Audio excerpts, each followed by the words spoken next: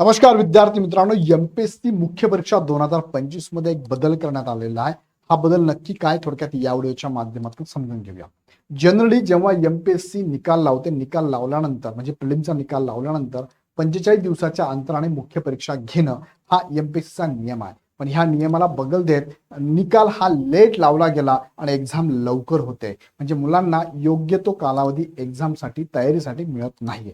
So या अनुषंगाने यामध्ये बदल करण्यात आला एमपीएससी कडनं काय थोडक्यात आपण बघूया.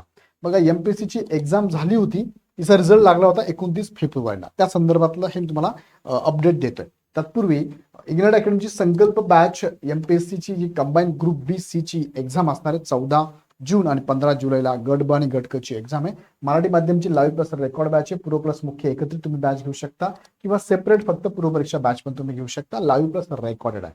ह्या दोन्ही बॅचमध्ये तुम्हाला वैशिष्ट्य असते की महाराष्ट्र सर्वोत्तम फॅकल्टी अनलिमिटेड व्ह्यू किती वेळेस पाहू शकता.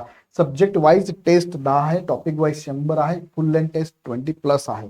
त्याचबरोबर अधिकार संवाद, पर्सनल काउन्सिलिंग आणि डाऊट क्लिअरिंग सेशन पण अवेलेबल असणार. बॅच घेण्यासाठी खाली डिस्क्रिप्शन मध्ये ऍप आणि बॅचची लिंक आहे, लगेच जॉईन करू शकता.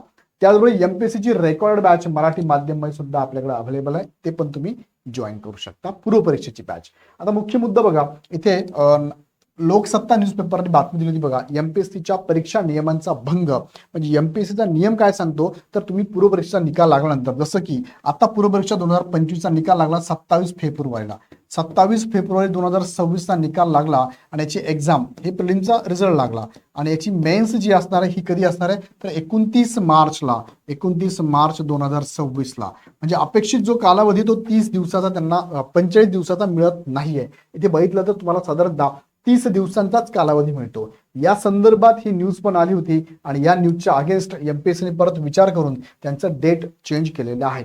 जसं की मुख्य परीक्षा होणार होती 29 मार्चला. मग आता नवीन जर परिपत्रक आपण बघितलं एमपीएससीने दिलेलं, त्यामध्ये आता तुमची सुरुवात होणार आहे बघा 5 एप्रिल पासून. म्हणजे साधारणतः एक 7 ते 8 दिवस त्यांनी वाढवून दिलेली आहे. म्हणजे तुम्हाला साधारणतः 42-43 दिवस इथे तुम्हाला कालावधी मिळतोय.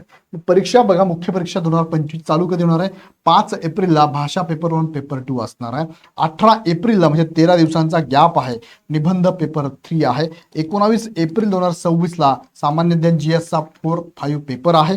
त्यानंतर 26 एप्रिलला जीएस चा 3 आणि 4था पेपर आहे आणि 2 मेला तुमचे ऑप्शनल सब्जेक्ट असणार आहे. अशा पद्धतीने 5 एप्रिल पासून ते 2 मे पर्यंत जवळपास एक महिनाभर तुमचे हे पेपर चालणार आहे. टोटल पेपर 6 आणि 3 9 पेपर तुमचे असणार आहे. एमपीएससी मेन्सचे रिटर्न मधली एक्झाम आहे, तुम्हाला माहितीच असणार आहे. सो हा बदल थोडक्यात झालेला आहे. हा थोडक्यात बदल लक्षात घ्या. जे विद्यार्थी मेन्सला असतील त्यांनी खूप चांगला अभ्यास करा, कारण कालावधी पण खूप आहे. आणि ज्यांना भविष्यात अभ्यास करत त्यांनी पण लक्षात घ्या की मेन्सचा जो ड्युरेशन आहे ना, तो कालावधीमध्ये डिफरन्स बराच आहे. म्हणजे बघा, इथे पहिला पेपर झाला की दुसरा जो आहे त्यामध्ये 13 दिवसांचा गॅप आहे, लगेच दुसरा पेपर आहे दुसऱ्या दिवशी, नंतर परत तुम्हाला 7 दिवसांचा गॅप आहे, नंतर परत तुम्हाला जवळपास 7 दिवसांचा गॅप आहे. सो ह्या गॅपने तुम्हाला हे पेपर द्यायचे आहेत.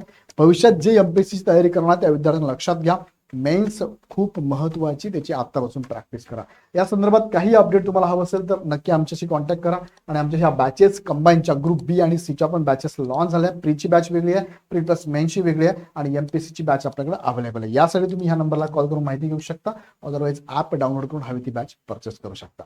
अजून काही शंका असेल मला तर कमेंट बॉक्समध्ये टाका. आवडला व्हिडिओ तर लाईक करून इतरांना शेअर करा. पुन्हा व्हिडिओ आपण नेक्स्ट व्हिडिओमध्ये. धन्यवाद.